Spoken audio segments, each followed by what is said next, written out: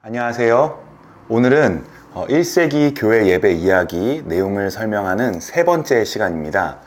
오늘은 51쪽에서부터 62쪽까지의 내용을 설명드리도록 하겠습니다. 브리스가와 아굴라의 집에 초대를 받은 사람 중에 아리스토블로라는 사람이 있었죠. 이 책에서 그 아리스토블로가 예수님을 믿고 또 브리스가와 아굴라의 집에 만찬에 참여하게 된 과정에 대해서 설명하는 장면이 나옵니다.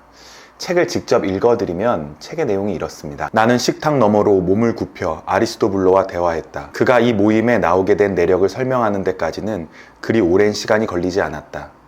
그는 얼마 전부터 우리의 전통 종교의 능력에 대해 의문을 품게 되었다. 유대인의 유일신 사상에 대한 강조와 윤리적 관점에 오랫동안 깊은 인상을 받아오던 중 하루는 유대인의 회당에 슬쩍 들어갔다가 거기서 진정한 대안을 발견했다. 그렇다고 유대교로 완전히 넘어간 것은 아니었다. 유대교의 일부 음식 규정과 야만적인 할례 간습 때문에 더는 유대교로 깊이 들어갈 수가 없었다. 친구들에게는 자신이 유대교 회당을 드나든다는 사실을 함구했다. 그의 아내는 그런 그를 매우 탐탁치 않아 했지만 자신의 사회적 지위와 정치적 충성심이 의심받지 않도록 누구에게도 어떤 말도 하지 않았다. 그러다 아굴라와 브리스가를 만난 후에 이 모임과 연결되었다. 아리스토블로는 이방인입니다. 그런데 그는 그리스 로마 사람들이 가지고 있었던 일반적인 종교관에 대해서 회의를 느끼게 되었던 것 같습니다. 그리스 로마인들이 가지고 있었던 종교관은 우주의 이치를 설명하는 데는 나름 의미가 있을지 모르겠지만 윤리 또 도덕적인 관점에서는 만족스럽지 못했던 것입니다. 그렇게 그리스 로마의 종교관에 대해서 만족하지 못하던 아리스토블로는 유대교의 유일신 사상에 관심을 갖게 됩니다. 유일신 사상이 가지고 있는 윤리적인 덕목들, 예를 들면 충성이라든지 순결이라든지 가난한 사람들을 향한 사회적 정의를 강조하는 모습들의 매력을 느꼈을 것입니다. 그래서 아리스토블로는 유대교 회당에 방문하기도 합니다. 아리스토블로는 이렇게 유대교에 관심이 있었고 심지어 유대교에서 가르치는 여호와 하나님을 믿기도 했지만 유대교로 개종하지는 못했습니다. 왜냐하면 유대교의 여러 관습이 너무 엄격했기 때문인데요. 유대교인이 되면 먹을 수 없는 음식도 너무 많았고 무엇보다도 할례를 받아야 했는데 이 할례가 큰 부담으로 작용했을 것입니다. 당시에 이 아리스토블로처럼 이방인이지만 유대교에 관심을 갖고 여호와 하나님을 믿는 사람들, 그러면서도 유대교의 여러 가지 관습 때문에 유대교로 개종을 하지 못하는 사람들이 많이 있었습니다. 성경은 이러한 사람들을 가리켜서 God fearers, 하나님을 경외하는 자들이라고 이야기하고 있는데요. 신약 성경에 나오는 대표적인 하나님을 경외하는 자는 바로 사도행전에 등장하는 고넬료라는 인물입니다. 사도행전 10장 1절에서부터 2절에서는 고넬료에 대해서 이렇게 소개하고 있습니다. 가이사랴에 고넬료라 하는 사람이 있으니 이달리아 부대라 하는 군대의 백부장이라. 그가 경건하여 온 집안과 더불어 하나님을 경외하며 백성을 많이 구제하고 하나님께 항상 기도하더니. 고넬료는 이방인이었지만 온 집안 사람들과 더불어 하나님을 경외하는 자였다. 이렇게 기록하고 있죠. 이방인이고 정식 유대교인은 아니었지만 여호와 하나님을 믿고 율법을 존중하면서 살았던 사람들, 이러한 사람들이 바로 하나님을 경외하는 자들이었고 아리스토블로도 이렇게 하나님을 경외하는 자 중에 한 명이었던 것입니다. 말씀드린 것처럼 이 하나님을 경외하는 사람들은 유대교의 유일신 신앙에 관심은 있었지만 유대교가 가지고 있는 여러 가지 관습 때문에 유대교 안으로 들어가지는 못했습니다. 그런데 그런 사람들에게 기독교는 하나의 새로운 대안이 되었습니다. 기독교는 유대교와 같이 유일신 사상을 가지면서도 경직되지 않고 오히려 굉장히 관용적이고 포용적이었기 때문입니다. 기독교는 본래 유대교 안에서부터 시작돼서 유대교인들이 주를 이루었죠.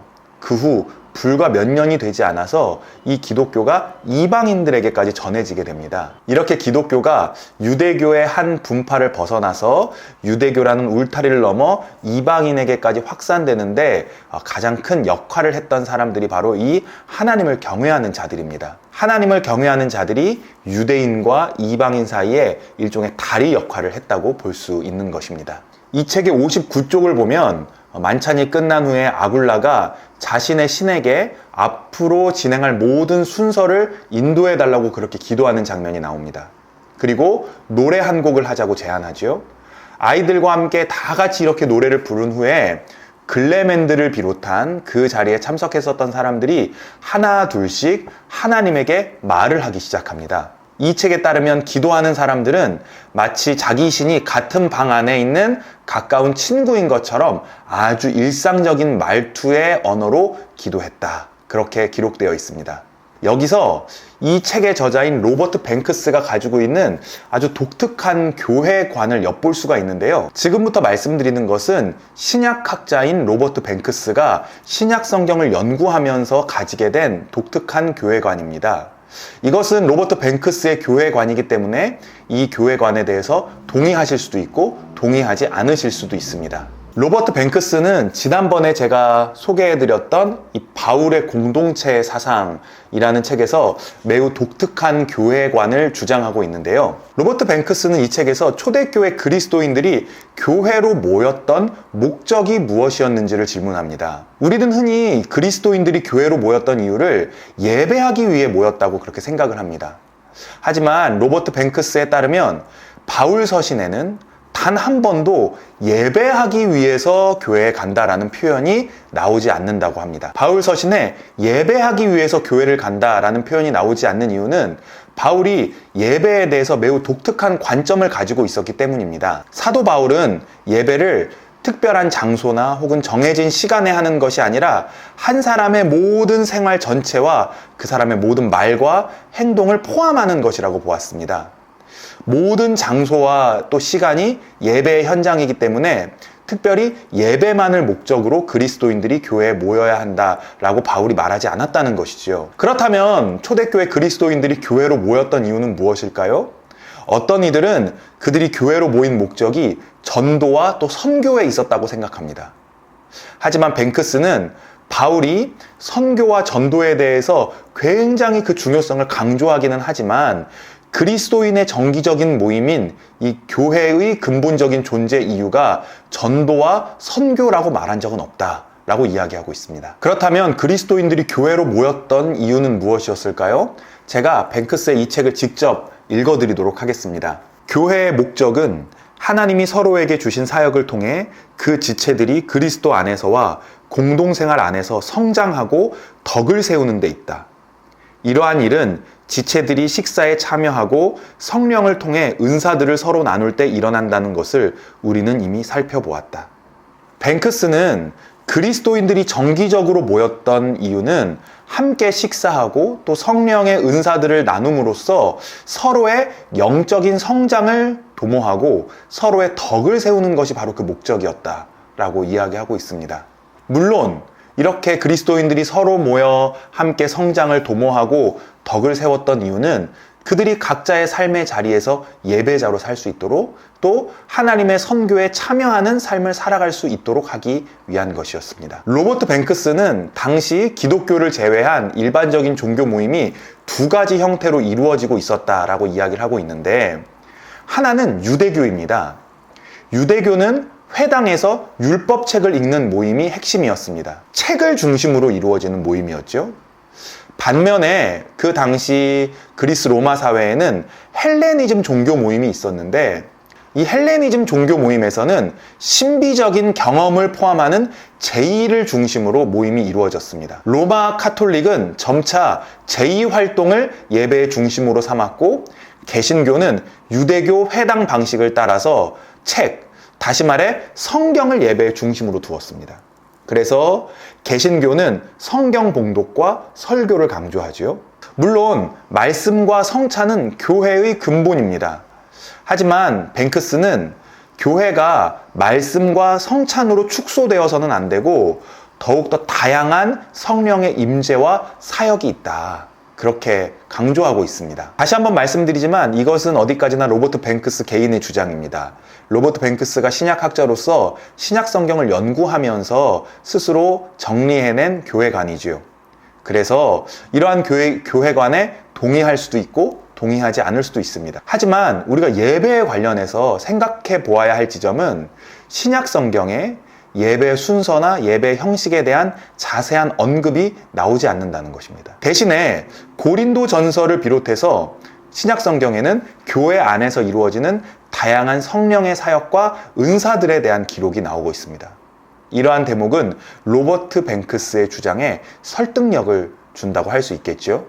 또 한 가지 언급해야 될 부분이 안수에 대한 부분입니다. 이 책의 61쪽을 보면 두로가 하나님께 감사의 기도를 하자 각 가족의 가장을 포함한 몇 사람이 방을 가로질러서 두로에게 가까이 와 두로의 머리에 손을 얹고 그가 그들의 공동체에 온 것을 환영하면서 앞으로도 계속 돌보겠다는 서약을 했다라고 기록되어 있습니다. 여기에 손을 얹고 기도하는 장면, 즉 안수하는 장면이 나옵니다.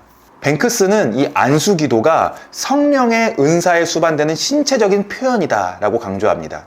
안수는 특별한 예식이 아니라 공동체의 지체들이 앞에 있는 사람을 위해 하나님께 드리는 기도를 의미하는 것이고, 또한 지체들이 그 사람을 받아들이고 또 교제하고 있음을 드러내는 신체적 표현이다, 이렇게 말하고 있습니다. 우리는 누군가의 머리에 손을 얹고 기도하는 것은 목사님들만 할 수 있는 것이라고 생각하는 경우가 있는데, 사실 신약 성경에는 목사만 안수할 수 있다고 이야기하는 부분은 없습니다.